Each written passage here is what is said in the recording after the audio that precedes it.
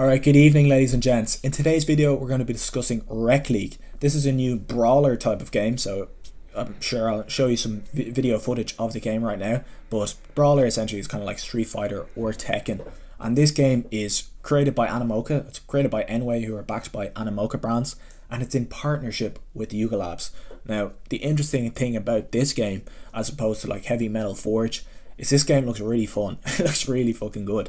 So I wanted to do a full deep dive video on this topic. So like I said, this game isn't directly made by Yuga Labs. It's a partnership with Yuga Labs. So if you own an ape, if you own a mutant, if you own a doggo, or if you own a koda, you're going to get a free claim of one of these mech fighter robot things. You're going to get a free claim of one of them.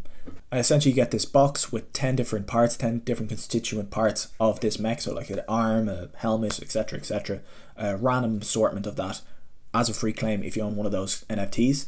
Or you can hop on the allow list to get a paid mint for one of them. I don't know what the price is yet, they haven't released that yet.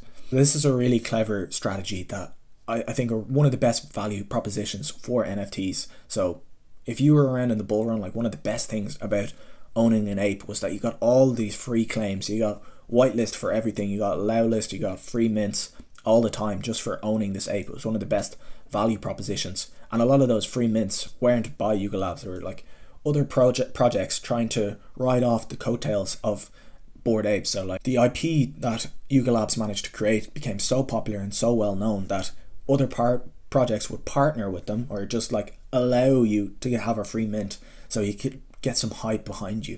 Now this one is an official partnership, but it's completely a win-win situation for Rec League. Now all the apes are going to be talking about it. They have this cool branding, this cool IP that they didn't have to come up with, or like IP that people actually care about. Because this game is actually good, it's going to drive even more exposure to Yuga Labs itself, and Yuga Labs doesn't have to do anything.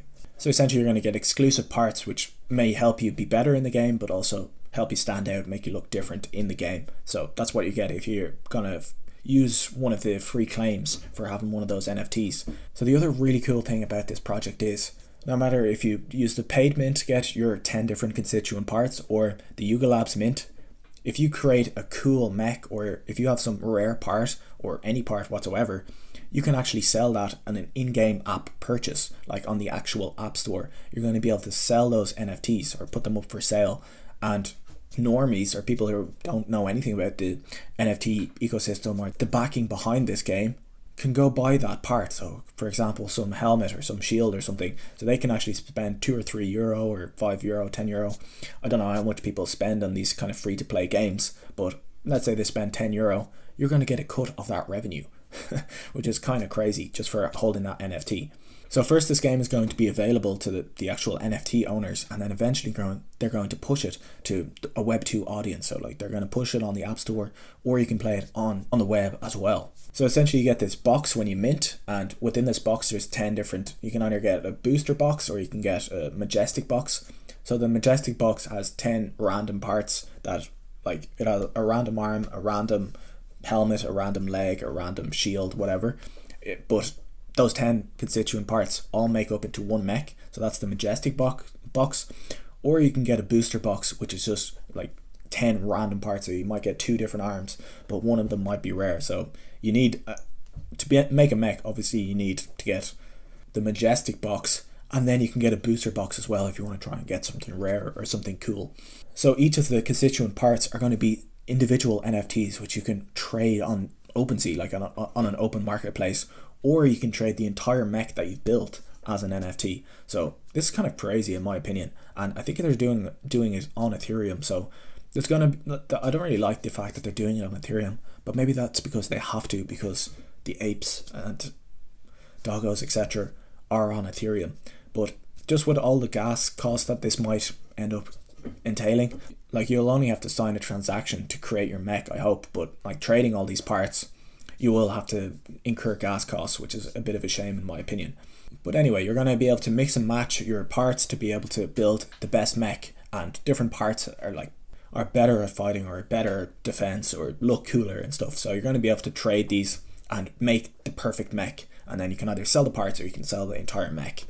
So the first people who are able to mint are the people who get on the allow list. So like I said, if you want to get on the allow list, you have to do the KYC.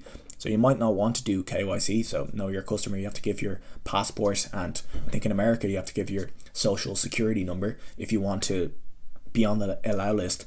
The reason they have to do that is because you're going to be able to potentially earn revenue from having those NFTs, so they have to do the KYC. So you might not want to do that, but I think this game looks really good, and I think if you don't mind them having the KYC, I think it's definitely worth it. So I put myself on the allow list. I'm probably going to mint this and then get my free mints as well, because I have a koda and a mutant.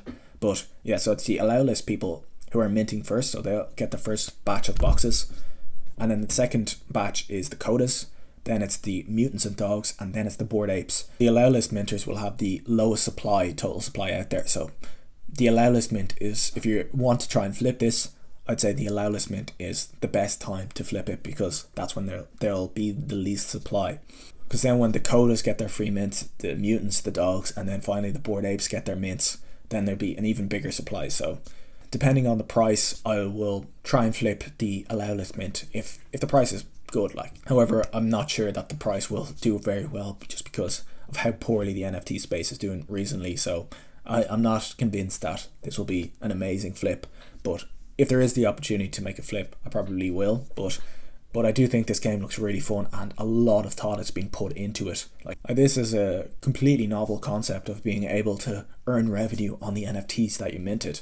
And if this game really takes off, these NFTs will probably be worth a pretty penny. Really, the other really cool thing about this mint is that these black boxes, they're a burn to mint mechanic. So it's not like most NFT projects where the art is just revealed at a certain particular point in time.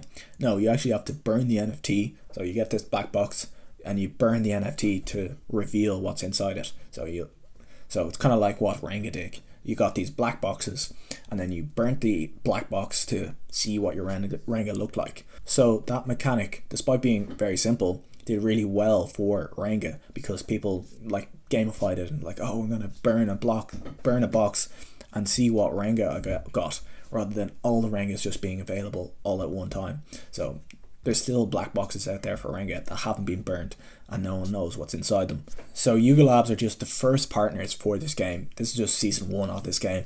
So they're gonna bring more partners in the future, and if this game goes well, I'd say the other NFT projects that they choose will get some sort of push, some sort of bump if they get released or if they get announced to be a partner with this game.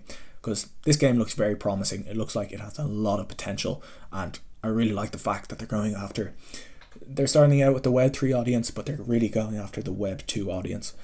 And if they're successful, yeah, it will really create a new narrative and a new meta in the NFT space. Thank you so much for watching. Really hope you enjoyed the video, and see you in the next one.